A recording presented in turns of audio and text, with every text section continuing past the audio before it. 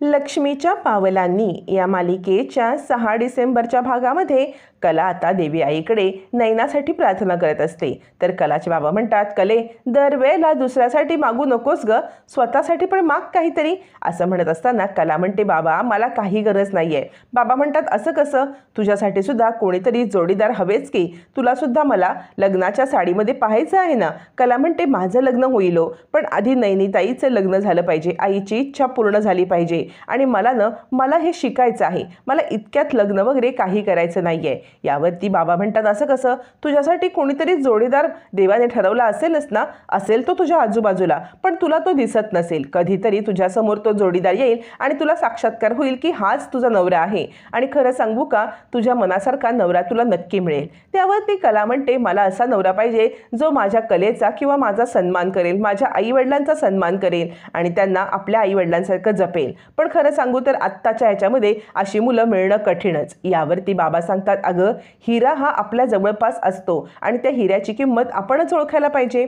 तोपर्यंत इकडे आता अद्वैत डान्स कॉम्पिटिशनचा विनर कोण आहे ते डिक्लेअर करण्यासाठी स्टेजवरती येतो आणि तो सांगतो, या डान्स कॉम्पिटिशनमध्ये ज्या व्यक्तीने पूर्ण डान्स केला आणि मनापासून केला त्याच व्यक्तीला आपण आता डान्स कॉम्पिटिशनचं बक्षीस देणार आणि त्या आहेत मिस नैना खरे। आता नैनाला हा अवॉर्ड मिळाल्यावरती नैना फक्त नाचायलाच लागते आणि रोहिणी हे अचूक टिपते। आत्तापर्यंत नैनाच्या पायाला लागल्यामुळे लंगडत चालण्याची ॲक्टिंग करणारी नैना टणटण उड्या मारत अवॉर्ड घ्यायला जाते। काजू विचार करते, झालं ज्याची भीती होती तेच झालं, गेली नैनाताई। आणि इकडे रोहिणी विचार करते, अरे देवा, हिचा पाय तर दुखवत होता, मग आत्ता कशी उड्या मारत चालते, खोटारडी आहे, ह्या कदाचित हिऱ्याच्या पेंडंटसाठीच पाय दुखण्याची ॲक्टिंग केली असेल तिने। आणि रोहिणीने संगीता आणि आता इकडे नैना या दोघींची कारस्थानं अचूक पकडलेली असतात। संगीता मात्र खुश होऊन गाणं म्हणायला लागते, माझ्या नैनीने तर जगच जिंकलेलं आहे। मग स्टेजवरती अद्वैत आता स्वतःच्या हाताने ते हिऱ्याचं पेंडंट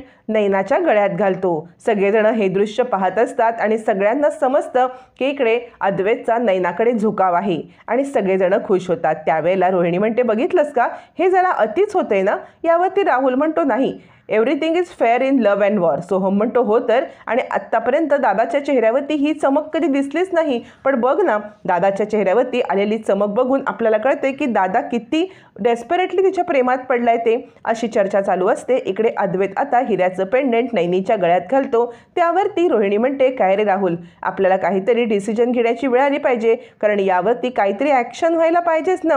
राहुल म्हणतो, ॲक्शन तर होणार ग, पण याला अगदी वेळ काळ बघायला पाहिजे आणि ही वेळ काळ अद्वैत दादा लवकरच आणेल याची मला खात्री आहे।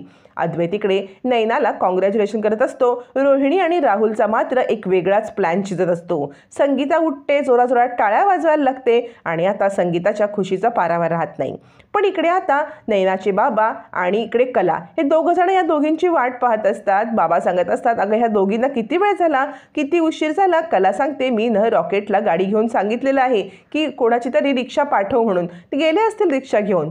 इकडे आता संगीता चांदेकरांचं वैभव पाहून तिचे डोळे दिपतात। तेवढ्याच समोर तिला अद्वैत आणि नैना बोलताना दिसतात आणि संगीताच्या डोळ्यासमोर स्वप्न तरळतं की दोघांचं लग्नच झालंय। मुंडावळ्या बांधून दोघांनी एकमेकाच्या गळ्यामध्ये हार घातलेत आणि हे स्वप्न पाहत असताना तिकडे रोहिणी येते, संगीताला स्वप्नातनं उठवते आणि म्हणते, काय काय चाललंय काय। संगीता विचार करते, मला सुखाने स्वप्न पण बघू देत नाहीयेत, पण ठीक आहे, मला स्वप्न बघण्याची गरजच काय आत्ता माझ्या समोर जे घडतंय ना ते सत्यात यायला बराच वेळ लागणार नाहीये, पटकन ते होणार।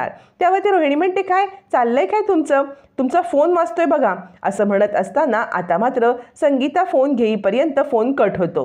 बाबा फोन करत असतात पण संगीताचा फोन कट होतो। असं सगळी चर्चा चालू असताना इकडे आता अद्वैत म्हणत असतो, तुम्ही खूप डान्स छान केलात, तुमचा पाय तर ठीक आहे ना। नैना सांगत असते, हो आता माझा पाय ठीक आहे। इकडे रोहिणी सांगत असते, काय झालं, खूप उशीर झालाय, तुमचे घरचे तुमचे वाट पाहत असतील ना। मी एक काम करते, अद्वैतला सांगून ड्रायव्हरला तुम्हाला घरी सोडायला सांगते। इकडे आता संगीता विचार करते, अरे देवा, जर ह्यांचा ड्रायव्हर आमच्या घरी आला तर आमचे 18 दारिद्र्य पाहिल आणि इथे येऊन सगळ्यांना सांगेल की आम्ही गरीब आहोत। नको नको नको नको ते सगळं। यावरती आता इकडे रोहिणी म्हणते, काय नको। संगीता म्हणते, नको नको नको नको। तेवढ्यात आता बाजू सावरण्यासाठी नैना येते आणि म्हणते, अगं आई, आपल्याला उशीर होतोय ना, आपल्याला जायला हवे ना। यावरती आता मात्र काजूची एंट्री होते। काजू सांगत असते, ते आपली ऑटो म्हणत असताना नैना आता शब्द फिरवते आणि म्हणते, हां, आपली ऑटोमॅटिक कार आलेली आहे का। संगीता म्हणते हो हो, ऑटोमॅटिक कार का मागवली, आपली ती मोठी गाडी मागवायची ना. इतकी फेकाफाकी आता नैना आणि संगीताची चालू असते, काजूला काही कळतच नाही. त्यावरती आता मात्र इकडे नैना सांगते एक काम कर, त्याला चौकामध्ये गाडी घेऊन बोलवतो. आता रोहिणी म्हणते चौकात कशाला. अद्वैत म्हणतो चौकात का, आपल्या गेटपर्यंत येऊ दे की कार. आता नैना सांगते नाही म्हणजे कसं आहे इथे खूप ट्रॅफिक आहे, पार्किंगचे खूप प्रॉब्लेम आहेत, त्यामुळे आम्ही चौकात जाऊ म्हणजे उगाच पार्किंगचा प्रॉब्लेम व्हायला नको. यावरती आता संगीता विचार करते, पुन्हा एकदा बाबांचा कॉल आलेला असतो आणि ते सांगतात अगं संगे कुठं आहेस तू. संगीता म्हणते रामू तुला सांगितलं ना चौकामध्ये गाडी घेऊन ये म्हणून. बाबांना कळत नाही, अरे देवा रामू कोण. त्यावरती बाबा म्हणतात अगं संगे मी आहे, मी तुझा नवरा. संगीता म्हणते म्हटलं ना तुला मी चौकात गाडी ठेवू म्हणून, आम्ही येतोय तिकडे. आता इकडे काजू डोक्याला हात लावते, यांचा मोठेपणा आणि यांचा खोटेपणा काजूला काही पटलेला नसतो. अद्वैत म्हणत असतो चला मी तुम्हाला सोडतो चौकापर्यंत. यावत नैना म्हणते नको नको, तुमच्या घरी गेस्ट आलेत, तुम्ही तो प्रोग्राम एन्जॉय करा, आम्ही निघतो. रोहिणी विचार करते हा तर पूर्णपणे तिच्या प्रेमात वेडा झालाय, पण ही मुलगी मला काही खरी वाटत नाही.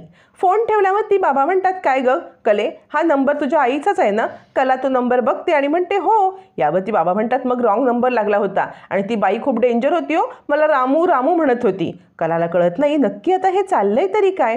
असा सगळा विचार करत असताना या तिघीजणी रिक्षेजवळ येतात आणि रिक्षेमधून घरी जायला निघतात. हे सगळं मात्र आता रोहिणी पाहत असते. निघताना संगीता रिक्षेवाल्यासोबत भांडते, कारण ऑलरेडी एक पॅसेंजर रिक्षात बसलेला असतो. मग ॲडजस्ट करत काहीतरी करत तिघीजणी रिक्षेत बसतात आणि काजू पुढे बसते. रोहिणी हे सगळं बघते आणि विचार करते अच्छा म्हणजे ही आहे तर यांची कार. खोटेपणाचा कळस झाला, पण या सगळ्या खोटेपणाचा वापर करून अद्वैतला अशा ठिकाणी आपल्याला त्रास देता येईल किंवा अशा ठिकाणी त्याला जखम करता येईल की कधीच त्यातून तो उठू शकणार नाही. अद्वैत तर नैनाच्या प्रेमामध्ये पूर्ण वेडा झालेला असतो आणि त्याच वेळेला त्याला नैनाचं कानातलं कुशनच्या खाली सापडतं. अद्वैत ते कानातलं हातात घेतो आणि त्याला नैनाबद्दलच्या आठवणी आठवतात आणि तो विचार करतो काय होतंय हे मला, खरंच मी प्रेमात पडलोय की काय. आणि तोपर्यंत इकडे आता नैनी घरी येते आणि बाबांना कशी आपण कॉम्पिटिशन जिंकलो, कसं आपल्याला हिऱ्याचं पेंडंट मिळालं हे सांगते आणि म्हणते काय सांगू मी काय परफॉर्मन्स केला आणि त्यामुळे मला हे हिऱ्याचं पेंडंट मिळालं. मला हिरे खूप आवडतात बाबा,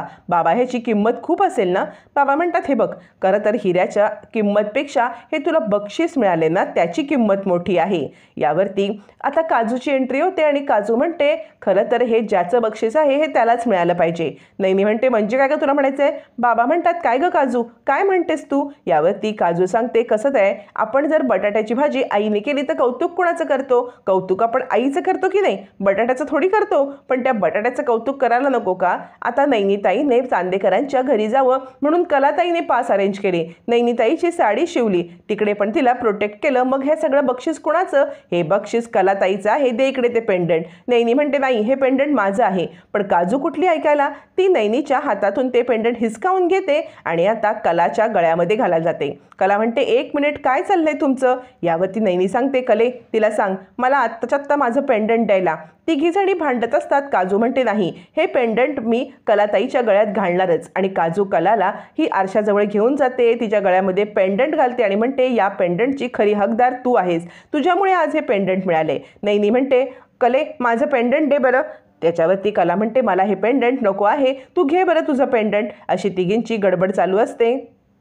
इकडे अद्वैत मात्र विचार करत असतो मी बहुतेक नैनाच्या प्रेमात पडलोय आणि त्याला नैनासोबतच्या गोड आठवणी आठवत असतात. तोपर्यंत ह्या तिघींची भांडणं चालू असतात. तेव्हा आता नैनी सांगत असते अद्वैत चांदेकरांनी खास मला हे दिलेलं आहे पेंडंट आणि तुम्ही याच्यामध्ये पडू नका, मला हिऱ्याची पेंडंट खूप आवडतात. यावरती कला म्हणते हे बघ हिरा आणि सोनं असं काही नसतं. पण त्याच वेळेला सगळ्यांच्या लक्षात येतं की नैनीचं कानातलं अद्वैतकडे राहिलेलं आहे. तोपर्यंत इकडे आता संगीता सांगत असते हे बघ नैनीचं लग्न व्हावं ही माझी इच्छा असली ना तरी तू माझं गुणी बाळा आहेस, सगळ्यांसाठी झटतेस तू बाळा, असं म्हणत ती कलाचं कौतुक करत असते. आता इकडे कानातलं हरवल्यामुळे नैना त्यांच्या घरी जायला निघते. तोपर्यंत अद्वैतला दोन्ही भाऊ चिडवत असतात. इकडे संगीता सांगत असते बघ कानातलं आणण्याच्या निमित्ताने तू त्यांची जवळीक कर. आता इकडे नैनी कानातलं आणायला जाते. त्यावेळेला कला काजूला म्हणते तिकडे गेल्यावरती नैनाताईचा अपमान करायला तो चांदेकर कमी करणार नाही, त्यामुळे आपल्याला त्या चांदेकरांच्या घरी जायला पाहिजे आणि नैनीताईला वाचवायला पाहिजे, चल गुंड्या आपलं निघूया, असं म्हणत आता इकडे कला आणि काजू दोघं जण नैनीला वाचवायला निघतात. पण इकडे खूप मोठा तमाशा होणार असतो. अद्वैत पुन्हा कलाचाच अपमान करणार असतो.